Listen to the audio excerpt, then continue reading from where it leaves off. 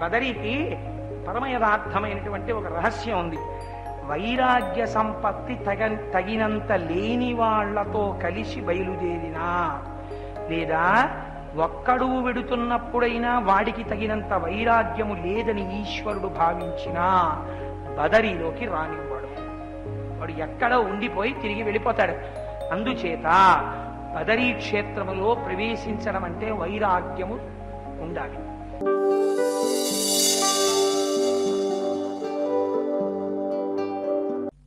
అద్వైతం అంటే ద్వైతం అంటే రెండు, అద్వైతం అంటే రెండు లేవు ఒకటే. రెండు లేవంటాం ఎందుకు? శంకరాచార్యులు వారు ఒక్కటంటే సరిపోదా? అంటే రెండు లేవన్నామనుకోండి, ఇంకోళ్ళు లేచి 3 ఉన్నాయంటాడు, ఇంకోళ్ళు లేచి 4 ఉన్నాయంటాడు. అందుకని శంకరులు అన్నారు రెండు కానిది అన్నారు. రెండు కానిది అంటే 3 కూడా కాందేగా, 4 కూడా కాందేగా, 5 కూడా కాందేగా. కాబట్టి ఎన్ని? ఒక్కటే. అద్వైతము అనగా ఉన్నది ఒక్కటే, రెండు కానిది, ఉన్నది ఒక్కటి. అది శంకరుల యొక్క సిద్ధాంతం. జ్ఞానకాండలో ఉన్నది, శంకరులు కనిపెట్టింది ఏం కాదు. ఆయన ప్రచారం చేశారు అద్వైతాన్ని. సరే, ఆ కాశీపట్టణంలో పండితుల యొక్క సభలలో అద్వైత ప్రచారాన్ని ప్రారంభం చేశారు. అంతే, ఇంకక్కడ నుంచి వాడవాడలా ఎంతంత కొమ్ములు తిరిగిన పండితులు కూడా శంకరులతో రోజులు వాదన చేసేవారు. కానీ శంకరుల యొక్క వాక్ పటిమ ముందు, వారి యొక్క శక్తి ముందు, వారి యొక్క ధారణా బలం ముందు నిలబడలేక ఓడిపోయి అందరూ అద్వైత సిద్ధాంతమే పరమ ప్రామాణికమని అంగీకరించారు. అంగీకరించి లోకమంతా అద్వైతము వైపుకు నడుస్తోంది. ఒకానొక నాడు గమ్మత్తుగా ఒకరోజు మధ్యాహ్నం వేళ శంకరాచార్యుల వారు గంగానదిలో స్నానం చేయడానికని బయలుదేరి త్రికాలములయందు స్నానం చేసి అనుష్ఠానం చేసేవారు శంకరాచార్యుల వారు. మధ్యాహ్నం వేళ నడిచి వెడుతుంటే గంగానది ఒడ్డుకు వెడుతుండగా గంగానది వైపు నుంచి ఈవలకి ఒక వ్యక్తి వస్తున్నాడు. 4 కుక్కలు వెంటబెట్టుకున్నాడు. బాగా కళ్ళు తాగినట్టున్నాడు. చూడడానికి వికారమైనటువంటి స్వరూపము, అంచెజుడిలా కనపడుతున్నాడు. తూలుతూ వస్తున్నాడు. వస్తుంటే శంకరులు అన్నారు, దూరముగా తొలగిపో అన్నారు. అంటే ఆ వ్యక్తి ఆగిపోయాడు. ఆగిపోయి ఆయన అన్నాడు, హవ్వా ఎంత మాట! జగద్గురు అనిపించుకోవలసిన వాడి నోటి వెంట రావలసిన మాట ఇది అన్నాడు. ఇప్పుడు శంకరులు ఆశ్చర్యపోయారు. ఏమి అన్నారు. దేన్ని తొలగమంటావు? ఇది పంచభూతములతో చేయబడినది నిజమైతే నీ శరీరము పంచభూతములతోనే చేయబడినది. ఇది అన్నము తినడం చేత ఏర్పడిన అన్న వికారమైతే నీ శరీరము అన్నము తినడం చేత ఏర్పడిన అన్న వికారము. నీలో ఉన్నది ఆత్మ అయితే నాలో ఉన్నది ఆత్మ. అంతటా ఉన్నది ఒకే వస్తువని పెద్ద పెద్ద పండితుల ముందు వాదించి గెలిచిన జగద్గురువు అని అనిపించుకోవలసిన గోవింద పాదాచార్య శిష్యుడు వేరొకడిని తొలగిపో అన్నాడు. ఎవరు తొలగాలని అడిగాడు ఆయన. అడిగితే తెల్లబోయారు శంకర్. మనీషా పంచకం చేశారు. అప్పుడు అన్నారు, మహానుభావ, నువ్వు చెప్పిన సిద్ధాంతముతో ఈ క్షణము నేను అంగీకరిస్తున్నాను. నువ్వు సామాన్యుడవు కావు. నువ్వు చెప్పినది పరమ యథార్థం. ఇది శంకరాచార్యుల వారి వినయం. నువ్వు ఏది అది ఇది అన్న వికారం అన్నావో అది పరమ సత్యము. దీనిని ఇది చెప్పిన నిన్ను గురువుగా స్మరించి నమస్కరించుచున్నాను. అందులో ఉన్నది ఆత్మ, ఇందులో ఉన్నది ఆత్మ, ఉన్నది ఆత్మ ఒక్కటే అని చెప్పిన నీ మాట పరమ సత్యము. ఇది అంగీకరించి నమస్కరించుతున్నాను. కానీ నేను తొలగిపో అన్నది ఆత్మని కాదు, శరీరమును కాదు. శరీరమును ఆత్మ అని భ్రమించి ఇంద్రియ లౌల్యములో పడినటువంటి వ్యక్తి అని నిన్ను అనుకున్నాను. అనుకుని తొలగిపో అన్నాను. అజ్ఞానములో ఉన్నావనుకుని. ఇంత జ్ఞానివని నేను అనుకోలేదు, అందుకుని నీకు నమస్కరిస్తున్నాను అన్నారు. అనేటప్పటికీ మహానుభావుడు పరమశివుడు తన యొక్క దర్శనాన్ని ఇచ్చాడు. వచ్చినవాడు పరమశివుడు వచ్చాడు. అప్పుడు జీవబ్రహ్మైక్య సిద్ధి చేత అంతటా పరివ్యాప్తమైనటువంటి ఆత్మదర్శనము చేయగలిగినటువంటి స్థితిని నువ్వు పొందావు కనుక నువ్వు ఇక నుంచి బ్రహ్మసూత్రములకు భాష్యము రాయడం ప్రారంభం చేయమని చెప్పారు. అప్పుడు బ్రహ్మసూత్రాలకి భాష్యం రాయడానికి వారు ఎంచుకున్న ప్రదేశం ఏమిటో తెలుసా అండి? బదరీ వెళ్ళారు. ఇప్పటికీ మనం బదరీ వెడుతున్నాం అనుకోండి, మనకు ఒక మాట చెప్తారు, ఏమండి అక్కడ మంచు పడిపోతూ ఉంటుంది, పెద్ద పెద్ద మంచు శిలలు పడిపోతాయి, ఆక్సిజన్ తగ్గిపోతుంది, ఊపిరి అందదు, చాలా కష్టం, బస్సులు వెళ్ళవు అని. బదరీకి పరమ యథార్థమైనటువంటి ఒక రహస్యం ఉంది. వైరాగ్య సంపత్తి తగినంత లేని వాళ్లతో కలిసి బయలుదేరినా, లేదా ఒక్కడు వెడుతున్నప్పుడైనా వాడికి తగినంత వైరాగ్యము లేదని ఈశ్వరుడు భావించినా బదరిలోకి రానివ్వడు. వాడు ఎక్కడో ఉండిపోయి తిరిగి వెళ్ళిపోతాడు. అందుచేత బదరీ క్షేత్రములో ప్రవేశించడం అంటే వైరాగ్యము ఉండాలి. అందుకని బదరి ఇప్పుడంటే ఇంకా బస్సులు ఎడుతున్నాయండి, అప్పుడు అవి లేవు. కనపడినటువంటి ఫలాలు తింటూ, పువ్వులతో అర్చనలు చేసుకుంటూ, మధుర జలాలు తాగుతూ, సన్నటి మంచు చిరియలలోంచి కాలినడకన తన శిష్యులతో కలిసి శంకర భగవత్పాదులు బదరీ క్షేత్రానికి బయలుదేరారు. అక్కడ కూర్చుని బ్రహ్మసూత్రాలకి భాష్యం రాయాలని. కాశీపట్టణంలో ఉండగానే ఏమి భక్తి అండి మహానుభావుడిది. మనం అందరం అడుగుతాం, అన్నపూర్ణాదేవి దగ్గరికి వెడితే, అమ్మా మాకేం కావాలి? అంబాశాంభవి చంద్రమౌళిరబలాపర్ణా ఉమా పార్వతి కాళీహైవతి శివా త్రినయని కాత్యాయని భైరవి అని మాకు అమ్మాయి ఏదో అన్నవి వస్త్రాలి అని అడుగుతాం. శంకరాచార్యులు వారు ఏమడిగారు? జ్ఞాన వైరాగ్య సిద్ధ్యర్థం భిక్షాం దేహి చ పార్వతి. అమ్మ నాకేమిస్తావో తెలుసా? జ్ఞాన వైరాగ్యములని ఇయ్యమ్మా. అన్నం నువ్వు ఎలాగో ఇస్తావు, నేను నిన్ను ప్రత్యేకం అడిగేది ఏమిటో తెలుసా తల్లి? నాకు జ్ఞాన వైరాగ్యములని ఇయ్యమ్మా అని అడిగారు. కాశీలో ముందు ఇది కోరినవాడు బదరీ చేరగలడేమో అని నేను అనుకుంటున్నాను. అందుకని ఆ బదరీ క్షేత్రానికి చేరుకోబోయే ముందు కాశీపట్టణంలో ఒక గమ్మత్తు జరిగింది. సరే, భజగోవిందం యొక్క ఆవిర్భావం మీకు అందరికీ తెలుసు అనుకోండి. అందుకని నేను ఆ భజగోవిందం విషయాన్ని పక్కన పెడతాను. ఇక ఎడుతిరిగి శంకరాచార్యులు వారు ఒకనాడు సునందురుడు అనబడేటటువంటి ఒక వ్యక్తి వచ్చాడు. బ్రహ్మతేజస్సుతో విరాజిల్లుతున్నాడు. అయ్యా నేను మీ శిష్యుణ్ణి అవుతానని అడిగారు. నువ్వెవరని అడిగారు. నేను కావేరీ తీరంలో ఉండేటటువంటి బ్రాహ్మణ కుటుంబంలో జన్మించాను, నన్ను సునందుడు అంటారు, నాకు శిష్యరికం ఇమ్మని అడిగారు. అడిగితే ఆయనకి శిష్యరికం ఇచ్చారు. శంకరాచార్యుల వారి దగ్గర శిష్యరికం చేసేవారు. ఆయనే ఒకనాడు బదరీ క్షేత్రానికి వెళ్ళిపోయిన తరువాత ఎక్కువగా సునందుడితో శంకరాచార్యుల వారు మాట్లాడుతుండేవారు భాష్యం రాసేటప్పుడు. ఆయనంటే ప్రీతి శంకరాచార్యుల వారికి. అస్తమానం ఆయనతో మాట్లాడతారు, మనతో మాట్లాడరు. ఆదిశంకరులకి పక్షపాతం అన్నారు మిగిలిన శిష్యులు. లోకానికి ఎప్పుడూ గుడ్డి చూపే, సరి అయిన చూపు ఉండదు. శంకరుల శిష్యుల్లో కూడా ఈ భావన వచ్చింది. వస్తే శంకరాచార్యుల వారు ఆ సునందుని యొక్క గొప్పతనం ఏమిటో మిగిలిన శిష్యులకి చూపించాలనుకున్నారు. ఒక రోజున శంకరులు కూర్చుని ఉన్నారు. మిగిలిన శిష్యులందరూ ఆయన పక్కన కూర్చున్నారు. కూర్చుని ఉండగా మందాకిని అన్న పేరుతో గంగ ప్రవహిస్తోంది. అలక్కనందా అని పిలుస్తుంటాం కదా, ఝరితో వెళ్ళిపోతుంటుంది. చాలా తీవ్రమైన వేగంతో వెడుతుంది గంగ. అక్కడ దానికి అటువైపుకి సునందుడు నిలబడున్నాడు. కూర్చుని శిష్యులతో మాట్లాడుతున్న శంకరులు హఠాత్తుగా, నాయనా సునంద తొందరగా రా అన్నారు. ఈ మాట విన్నాడంతే ఆయన. ఈ మాట వినగానే ఇలా అన్నారు ఆయన, తొందరగా రా అని. గురువు తొందరగా రా అన్నారు. గంగని ఎలా తాకడం ఆయన ఆలోచించలేదు. తొందరగా గురువు దగ్గరికి వెళ్ళిపోవాలి. గురువు యొక్క పాదపద్మములను మనసులో తలుచుకుంటూ గంగ మీద పరిగెత్తారు. గురువు యొక్క పాదపద్మములను అంతగా ఉపాసన చేసిన వాడు కనుక ఆయన పాదములు నీటిలో మునిగిపోకుండా గంగ పద్మములు పట్టి ఆయన పాదములు పట్టింది. పట్టి ఆవలి ఒడ్డుకు చేరుకున్నాడు. కాళ్ళ కింద పద్మాలు వచ్చాయని ఆయనకి తెలియదు. ఆవలి ఒడ్డుకు వెళ్ళాక శిష్యులు చూసి తెల్లబోయారు. శంకరు లేచి కౌగిలించుకున్నారు. నాయన గురుభక్తి నీది, ఇది నిరూపించడానికి నిన్ను అలా పిలిచాను. నీవు గంగ మీద నడుస్తుంటే పద్మములు నీ పాదములు పట్టాయి కనుక నిన్ను ఇవ్వాల నుంచి పద్మపాదాచార్యుడు అని పిలుస్తారు. ఎక్కడున్నారో తెలుసా అండి?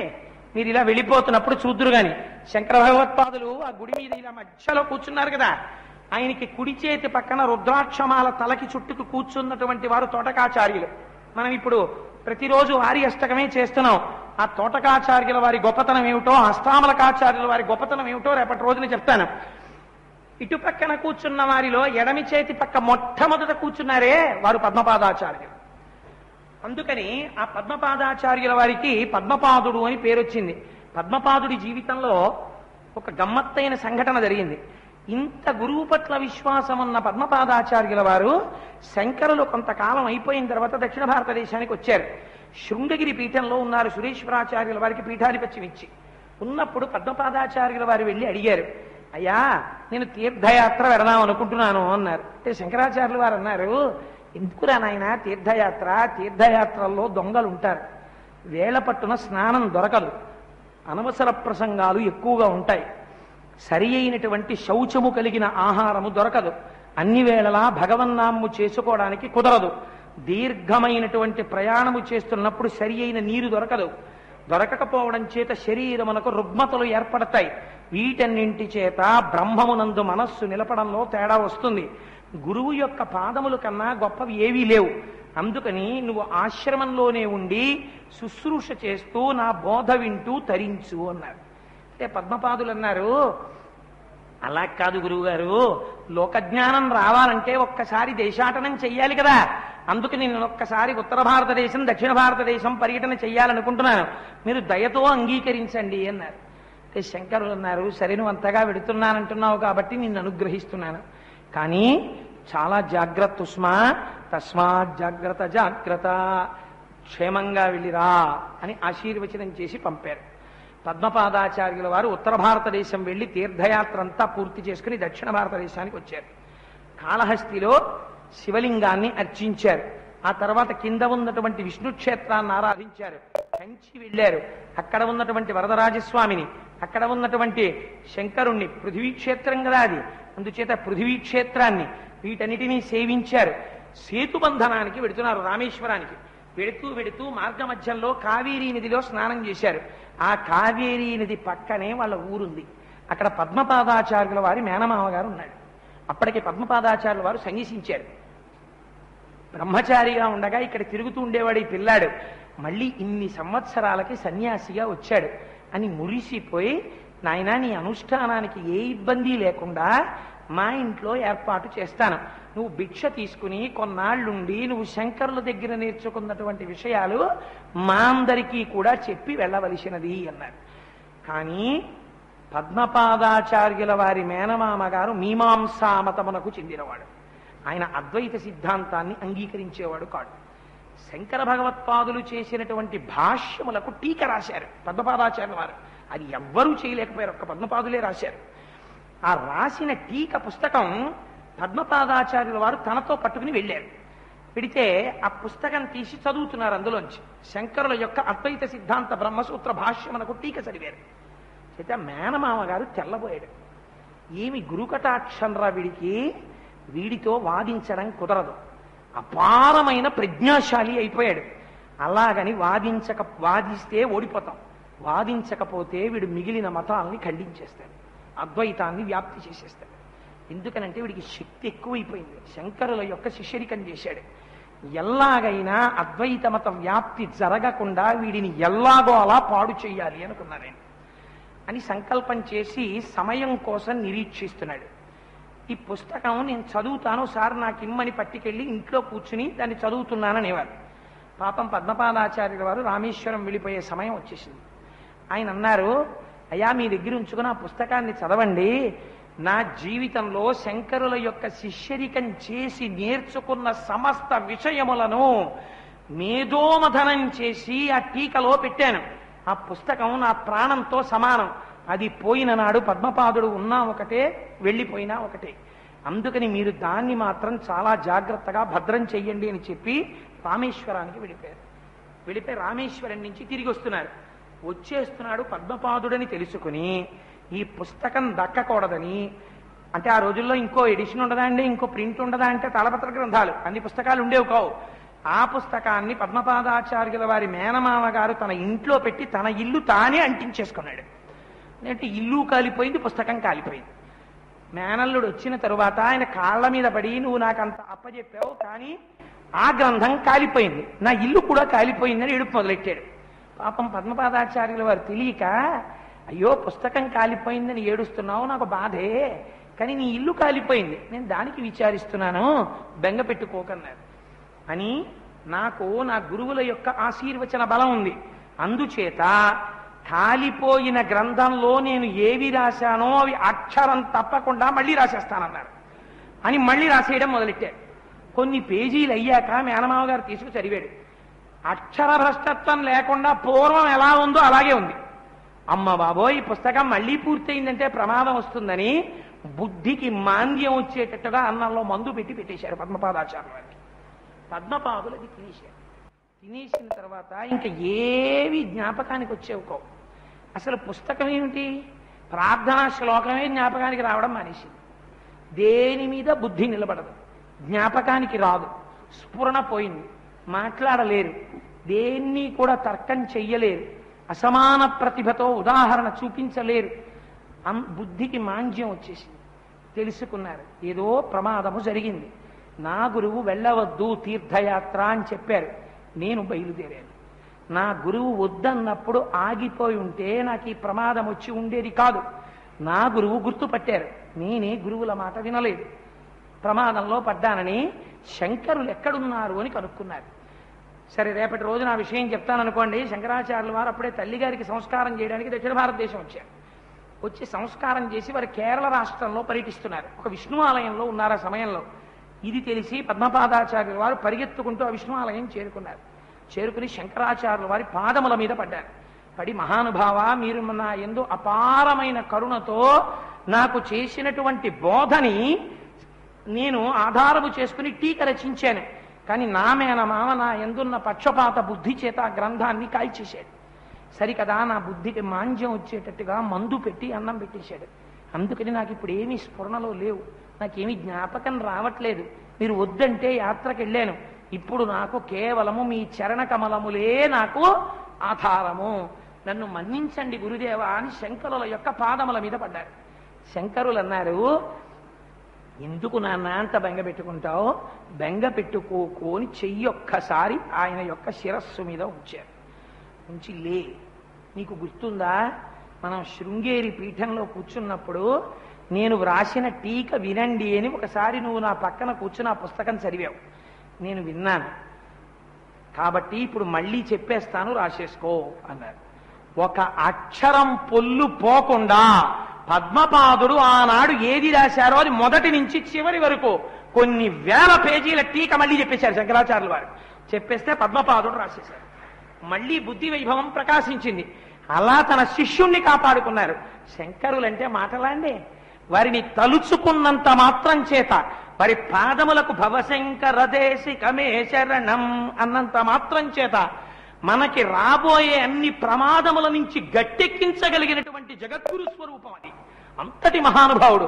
అందుకే తోటకాచార్యుల వారు మనయందు కరుణతో ఆ తోటకాష్టకాన్ని ఇచ్చారు. ఇవాళ ఒక శుభప్రదమైనటువంటి ఘట్టాన్ని చేరుకున్నాం గనక, తన శిష్యుణ్ణి ఉద్ధరించినటువంటి సంఘటన దగ్గరికి వచ్చాం గనక, రేపటి రోజున పరమోత్కృష్టమైనటువంటి విషయాలు. శంకరులు కుమరిల భట్టు దగ్గరికి వెళ్ళడం, మండలమిశ్రుడితో వాదించడం, ఉభయభారతీ వృత్తాంతం, హస్తామలకాచార్యుల వారి యొక్క జీవిత వృత్తాంతం, వీటిని రేపటి రోజున వివరణ చేస్తాను. ఇవాళ మనం ఒక్కసారి ఆ తోటకాష్టకాన్ని అనుసంధానం చేద్దాం. మీ అందరికీ మంగళం చెప్పేశాక మీరు లేదురు కానమ్మా, నేను మంగళం చెప్పేశాక మీరు లేచి నిలబడదురు గాని అప్పుడు తోటకాష్టకాన్ని మనం చేద్దాం. మంగళాశాసనపరైర్మదాచార్య పురోగమైః సర్వైశ్చ పూర్వైరాచార్యైః సత్కృతాయాస్తు మంగళం. మంగళం కౌసలేంద్రాయ మహనీయ గుణాత్మనే చక్రవర్తి తనూజాయ సర్వభౌమాయ మంగళం. ఉమాకాంతాయ కాంతాయ కామితార్థప్రదాయినే శ్రీగిరీశాయ దేవాయ మలినాథాయ మంగళం. కరచరణ కృతం వా కర్మ వాక్కాయజం వా శ్రవణనైనజం వా మానసం వాపరాధం విహితమవిహితం వా సర్వమేత్తక్షమస్వ. శివ శివ కరుణాబ్ధే శ్రీ మహాదేవ శంభో. సర్వం శ్రీ ఉమామహేశ్వర పరబ్రహ్మార్పణమస్తు. మీ అందరూ ఇవాళ వెళ్ళేటప్పుడు గోపాలకృష్ణ గారు శంకరాచార్య స్వామి వారిని దర్శనం చేసుకోవడానికి వీలుగా ఉందా విగ్రహం? లేదా? సరే, అయితే వెళ్ళేటప్పుడు శంకరులు వచ్చేసారండి. ఇవాళ శంకర భగవత్పాదులు జైపూర్ నుంచి కాకినాడ పట్టణానికి విచ్చేశారు. నాకు విగ్రహం వచ్చింది అంటే ఇష్టం ఉండదు, శంకరులే వచ్చారు. నిన్నటి రోజున మీరు మొదలుపెట్టారు స్తోత్రం, ఇవాళ శంకరులు వచ్చేశారు. వచ్చేసి ఇవాళ నుంచి ఆయన కూడా అక్కడ కూర్చుని మీ అందరి భక్తికి పరవశించిపోతున్నారు.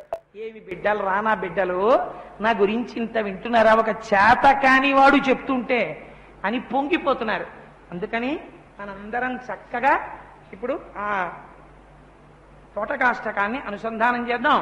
అందరూ లేచి నిలబడి, నిన్న చెప్పింది గుర్తుంది కదమ్మా, ఆ పాదం నేను చెప్తాను, మీరు పాదం చెప్పి వంగి ముందు వారిని గుద్దేయకుండా కొంచెం చోటు చేసుకుని చక్కగా కింద పాదములు శంకరుల పాదములే స్మృశిస్తున్నాననుకుని నమస్కారం చేయండి. శరణాగతి కనుక శంకరుల యొక్క ప్రకాశము శంకరుల యొక్క అనుగ్రహము మన యందు ప్రసరిస్తుంది. అందున ఆలయం రాబోతోంది. త్రిపుర సుందర అమ్మవారి గుడి అసుర సంధ్య వేళ దాటిన సమయం. ఇన్ని జన్మల అదృష్టం ఉంటే ఇలాంటిది దక్కుతుంది. కొన్ని కోట్ల జన్మల అదృష్టం ఉంటే తప్ప ఇలా చేయడం కుదరదు. అందరూ చెప్పండమ్మా, నేను చెప్పాక చెప్తురు గాని. విదిత కిల శాస్త్ర సుధా జలధే మహితోపనిషత్ కథితార్థనిధే హృదయే కలయే విమలం చరణం భవశంకర దేశికమే శరణం. బాగా అర్థమైంది అందరికీ. ఎవరో అలా నిలబడకూడదండి. భవశంకర దేశికమే శరణం అన్న తర్వాత వంగి ఒకసారి భూమిని ముట్టుకోండి. కరుణావరుణాలయ పాలయ మాం భవసాగర దుఃఖ విదూన హృదం రచయాఖిల దర్శన తత్వవిదం భవశంకర దేశికమే శరణం. భవతా జనతా సుహితా భవితా నిజబోధ విచారణ చారుమతే కలయేశ్వర జీవ వివేక విదం భవశంకర దేశికమే శరణం. భవేవ భవాని తమే నితరాం సమజాయత చేతసి కౌతుకితా మమ వారయ మోహ మహాజలధిం భవశంకర దేశికమే శరణం. సుకృతేధికృతే బహుధా భవతో భవితా సమదర్శన లాలసతా అతిదీనమిమం పరిపాలయ మాం భవశంకర దేశికమే శరణం. జగతీమవతుం కలితాకృతయో విచరంతి మహామహసశ్చలత అహిమాం సురివాత్ర విభాసి గురో భవశంకర దేశికమే శరణం. గురు పుంగవ పుంగవకేతనతే సమ్మతామయుతాం నహి కోపి సుధీ. ఎంత అందంగా చదువుతున్నారో తెలుసా అండి. అందుకే శంకరులు ఇవాళ వచ్చేసారు. శరణాగతవత్సలతత్వనిదే భవశంకర దేశికమే శరణం.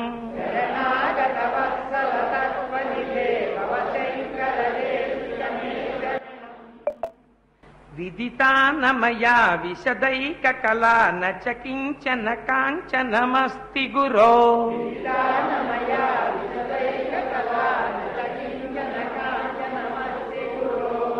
ధృతమేవ విధేహి కృపాం సహజాం భవశంకర దేశికమే శరణం.